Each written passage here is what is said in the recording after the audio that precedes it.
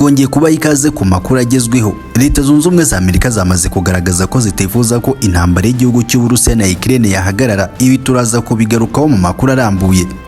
Ku rundi ruhande kandi igihugu cya Ukraine kimaze gushyira hanze imibare y'abasirikare b'igihugu cy'Uburusiya bamaze kugwa ku kibuga cy'imirwano ku butaka bwa Ukraine kuva ubwo nyakubahwa Perezida Vladimir Putin atangizaga ibikorwa byihariye bya gisirikare tariki 24 z'ukwa kabiri. Turaza kubabwira n'ibikoresho bya gisirikare by'igisirikare cy'Uburusiya byaba byarasandariye ku butaka bwa Ukraine. Ni mu gihe ku rundi ruhande kandi Ukraine yongeye kwisanga mu kaga k'amamisiri aremereye ari guterwa n'igisirikare cy'Uburusiya kiri gukoresha indege kabuhariwe ndetse na misile ziraswa mu ntera ndende. Ibi byose turaza kubigarukaho mu makuru arambuye. Mwabyumvishe, twagarutse mu makuru akomeye, amakuru agaruka kuri politike na diplomasi ku rwego mpuzamahanga, aho twibanda ku bikorwa bya gisirikare byatangijwe na nyakubahwa Perezida Vladimir Putin tariki 24 z'ukwa kabiri. Mudutiza amatwi twinjire ku kibuga cy'imirwano ku butaka bwa Ukraine. Leta Zunze Ubumwe za Amerika zikomeje gukora ibishoboka byose ngo igihugu cy'Uburusiya kigume mu ntambara n'igihugu cya Ukraine, dore ko Leta Zunze Ubumwe za Amerika n'ibindi bihugu bigize umuryango w'ubutabarane mu bya gisirikare NATO batangije intambara ku gihugu cy'Uburusiya mu rwego rwo kudindiza ubukungu bw'igihugu cy'Uburusiya ndetse no gushyira hasi ubutegetsi bwa Perezida Vladimir Putin bwari bukomeje kubashyira hasi mu bice byose bitandukanye by'isi. Amerika imaze gutangaza ko igiye kohereza intwaro ku butaka bwa Ukraine zifite ikoranabuhanga ryo hejuru, zikaba ari intwaro zidasanzwe zifite ubushobozi buruta izagejejwe ku kibuga cy'imirwano ku butaka bwa Ukraine kuva ubwo igisirikare cy'Uburusiya cyatangizaga ibikorwa byihariye bya gisirikare. Pentagon iratangaza ko izi ntwaro zigiye koherezwa ku butaka bwa Ukraine zishobora guhindura urugamba ku buryo bugaragara, dore ko Pentagon yatangaje ko yizeye ko igisirikare cya Ukraine kigomba gutsinda Uburusiya mu ntara ya Donbass, ndetse kandi ko guhera mu kwa mbere k'umwaka utaha igisirikare cya Ukraine kigomba kwinjira mu ntara ya Crimea. Iyi ntara yigaruwe n'igisirikare cy'Uburusiya mu mwaka wa 2014 ikaba igomba gusubizwa ku gihugu cya Ukraine. Iyi yose akaba ari imigambi ya Leta Zunze Ubumwe za Amerika. Intwaro zigiye koherezwa na Leta Zunze Ubumwe za Amerika ku butaka bwa Ukraine ni intwaro zifite agaciro ka miliyari 4.5 z'amadolari. Izi zose zikaba zigomba kugura zimwe mu ntwaro zikomeye kandi zigezweho zikorwa n'inganda zikomeye zibarizwa muri Leta Zunze Ubumwe za Amerika zifite uburambe mu gukora intwaro zikomeye z'urugamba. Izi harimo indege kabuhariwe, ibifaru, ibimodoka by'intambara, ibitwaro bya hawitsa birasa ibisasu bya rokete. Ibi byose bikaba bigomba kwerekeza ku kibuga cy'imirwano bivuye muri Leta Zunze Ubumwe za Amerika. Pentagon iratangaza ko intwaro za mbere zigomba kuba zakandagiye ku butaka bwa Ukraine mu cyumweru gitaha. Leta Zunze Ubumwe za Amerika zimaze gutanga akayabo ka miliyari 13 z'amadolari kuva ubwo igisirikare cy'Uburusiya cyatangizaga ibikorwa byihariye bya gisirikare, ndetse bakaba barafatiye igihugu cy'Uburusiya ibihano bikakaye mu rwego rwo guca intege igihugu cy'Uburusiya ndetse no gutembagaza ubukungu bw'igihugu cy'Uburusiya mu mugambi w'ibihugu by'uburengerazuba.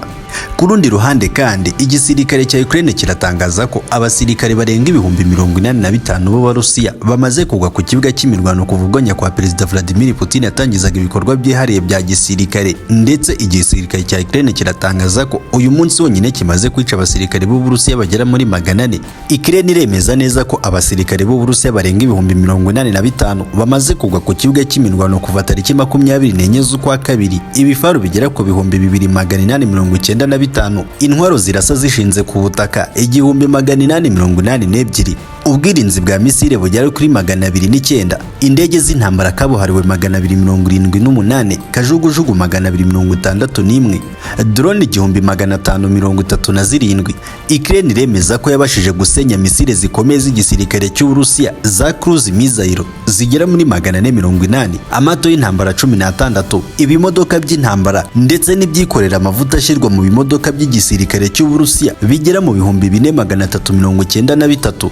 Ukraine iremeza ko igisirikare cy'Uburusiya cyabuze umubare munini w'abakomando ku kibuga cy'imirwano. Mu kiganiro gikomeye Perezida Volodymyr Zelensky yagiranye n'ikinyamakuru cyo muri Leta Zunze Ubumwe za Amerika CNN, yemeje neza ko igisirikare cy'Uburusiya kimaze kubura umubare munini w'abakomando ku kibuga cy'imirwano, aho nawe yemeje ko igisirikare cy'Uburusiya kimaze kubura abasirikare bajya mu 85,000 ndetse n'ibihumbi 100 by'abasirikare bakomerekeye ku kibuga cy'imirwano. Abasirikare bakomeretse ku buryo bukabije ndetse bishobora kubaviramo ubumuga buhora kugeraho cyangwa urupfu. Igihugu cy'Uburusiya kiremeza ko iyi mibare yashyizwe hanze n'igihugu cya Ukraine ari ibinyoma gusa. Uburusiya buravuga ko butigeze bubura abasirikare bangana gutyo ku kibuga cy'imirwano, dore ko igisirikare cy'Uburusiya cyavuze ko abasirikare b'Uburusiya bamaze kugwa ku kibuga cy'imirwano bagera mu 4500 bonyine. Igisirikare cya Ukraine kikaba gitangaza bagera mu 85,000. Muri raporo Minisitiri w'Ingabo mu gihugu cy'Uburusiya yerutse gushyira hanze yagaragaje ko igisirikare cy'Uburusiya kimaze kubura abakomando bagera ku 4500 bonyine. Ku rundi ruhande kandi imijyi ikomeye y'igihugu cya Ukraine, Lviv, Kharkiv ndetse na Kiev yongeye kumvikana mu buduha bwa misile. Biravuga ko igisirikare cy'Uburusiya cyaba kiri gutegura ibitero bikomeye byo kurimbura iyi mijyi yose, nyuma y'uko igisirikare cy'Uburusiya cyubuye ibitero bikomeye biri gukorwa n'indege kabuhariwe ndetse n'intwaro zirasa misile zigera mu ntera ndende. Ibi byose bikaba byongeye gushegesha bikomeye igisirikare cya Ukraine ndetse n'abacancuro ba NATO. Ingabo za nyakubahwa Perezida Vladimirovich Putin ziri ku kibuga cy'imirwano zitangaje ko zihemukiye cyane inkozi bizaturutse mu bihugu byo mu burengerazuba bw'isi zifatanyije n'igisirikare cya Ukraine. Zabarizwaga mu itsinda ry'abasirikare bakoresha ibimodoka birasa misile nyinshi cyarimwe ndetse bikazirasa mu ntera ndende. Byari biri mu kigo cya gisirikare giherereye muri Belgrade. Minisiteri y'umutekano mu gihugu cy'Uburusiya yatangaje byinshi kuri icyo gitero yagabye ku nkozi bizaturutse mu burengerazuba bw'isi, ndetse byose turaza kubirebera hamwe muri aya makuru. Ni mu gihe kandi General Major Ramazani mu gitero ubwe yari yiyoboreye ndetse bivugwa ko yari afashe imbunda ya machine gun yahitanye abasirikare ba Ukraine barenga 55 muri Repubulika yigenga Rwanda ya Luhansk. Ibi ni ibyagaragaye muri raporo y'amashusho yashyizwe hanze na Presidence y'igihugu cy'Uburusiya Kremlin yerekanaga ingabo z'abanyaceceniya ziyobowe na General Major Ramazani Kadyrov ziteruye imbunda za machine gun ndetse zataka ibirindiro bya gisirikare by'ingabo zaturutse mu burengerazuba bw'isi zari zagerageje kwinjira muri Repubulika yigenga Rwanda ya Luhansk mu burasirazuba bw'igihugu cya Ukraine. Ikaze mwese makuru umutekano, politiki na diplomasi ku rwego mpuzamahanga. Nshuti yacu ubana natwe umunsi ku munsi, tuguhaye ikaze ngwino twinjirane ku kibuga cy'imirwano turebere hamwe amakuru dukura kuri page zikomeye zitugezaho amakuru yibanda ku bikorwa byereye bya gisirikare Perezida Vladimir Putin yatangije mu gihugu cya Ukraine ku itariki 24 z'ukwezi kwa kabiri. Minisiteri y'Ingabo mu gihugu cy'Uburusiya ibicishije muri General Major Igor Konashenkov, umuvugizi wa gisirikare mu gihugu cy'Uburusiya, yatangaje ko Uburusiya bwifashishije indege karundura za Su-23 ndetse na MiG-39 zasenye ibirindiro bya gisirikare byiganjemo abacancuro baturutse mu bihugu byo mu burengerazuba bw'isi ndetse bakoreshaga ibimodoka by'intambara birasa misile nyinshi cyarimwe ndetse bikazirasa mu ntera ndende. Biravugwa ko abasirikare bari bafite ibirindiro mu gace ka Belgrade mu birometero bike uvuye mu mujyi wa Kherson. Raporo yashyizwe hanze na Minisiteri y'Ingabo mu gihugu cy'Uburusiya iremeza neza ko hasenyewemo ibimodoka bya American Howitzer bigera kuri 4 ndetse amaraso y'abasirikare barwana ku ruhande rw'igihugu cya Ukraine akaba yari gutemba nk'imigezi muri ako gace ka Belgrade. Iyo bato yagabwe ibitero bikomeye ni bato ya 40 Artillery Brigade yaherukaga kuva muri Kharkiv yarije kwifatanya n'ingabo zagiye gufata agace ka Kherson k'amajyepfo y'igihugu cya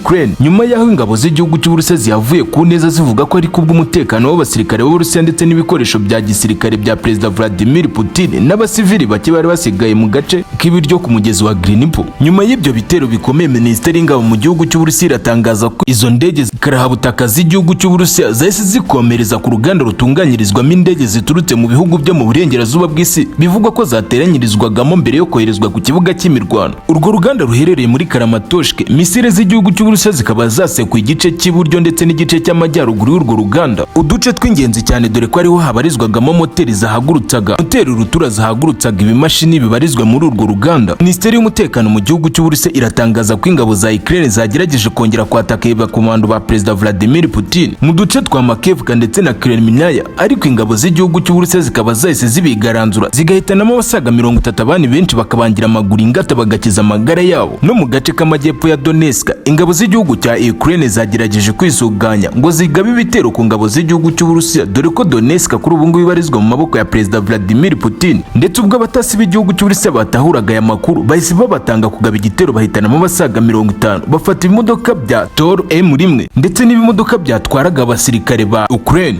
Ni mu gihe kandi General Ramazani Kadyrov yongeye gushimisha cyane Perezida Vladimir Putin ubwo yayoboraga igitero cyagabwe ku nkozi bizaturutse mu bihugu byo mu burengerazuba bw'isi. Ndetse muri raporo y'amashusho yashyikirijwe Minisiteri y'Ingabo mu gihugu cy'Uburusiya irerekana neza Kadyrov ateruye imbunda ya machine gun ari kumwe n'abanyaceceniya biyemeje kurwanya inkozi bizaturutse mu bihugu byo mu burengerazuba bw'isi ndetse bakaba bazaruhuka ari uko bamaze kuzirandura burundu ku butaka bw'igihugu cya Ukraine. Uyu mugabo Ramazani Kadyrov udatinyaho urugamba rukomeye ni umwe mu bagabo babaye hafi cyane Perezida Vladimir Putin, dore ko ari wanamugiriye inama yo kuzana misile z'uburozi zishobora kwambukiranya imigabane nyuma yaho Leta Zunze Ubumwe za Amerika yagerageje kohereza intwaro zikagwa mu gihugu cy'Ubugiriki ubwo zagabwagaho igitero n'icyogajuru cya Perezida Vladimir Putin cyakoresheje ikoranabuhanga rihambaye bagahagarika iyo ndege igeze mu kirere cy'Ubugiriki ndetse igahita yisekura ku butaka. Ibi byaje gutuma abaturage bo mu Bugiriki mu burasirazuba bategekwa kuguma mu mazu ndetse bakambara udupfukamunwa mu rwego rwo kwirinda ibyuka by'uburozi biri kuzerera mu kirere cy'igihugu cy'Ubugiriki gitewe n'ibyo bitwaro byari byoherejwe na Leta Zunze Ubumwe za Amerika. Muri icyo gitero karundura cyagabwe ku basirikare b'igihugu cya Leta Zunze Ubumwe za Amerika ndetse bifatanyije n'abasirikare ba Ukraine bari muri Repubulika yigenga Rwanda ya Luhansk. Ingabo z'abanyaceceniya zahitanyemo abasaga 55, abandi benshi zibafata mpiri barambika intwaro hasi bahagarika kurwana n'igisirikare cy'Uburusiya. Mu butumwa ubuyobozi bwa Luhansk bwacishije ku rukuta rwa Telegram rwatangaje ko igisirikare cya Ukraine kiri mu bubare bukomeye nyuma yo guhomba abasirikare benshi ndetse n'ibifaro by'intambara byari bigabye igitero ku ngabo z'Uburusiya ziri muri Repubulika yigenga Rwanda ya Luhansk, ndetse hakaba hasenyewemo uniti zigera kuri 17.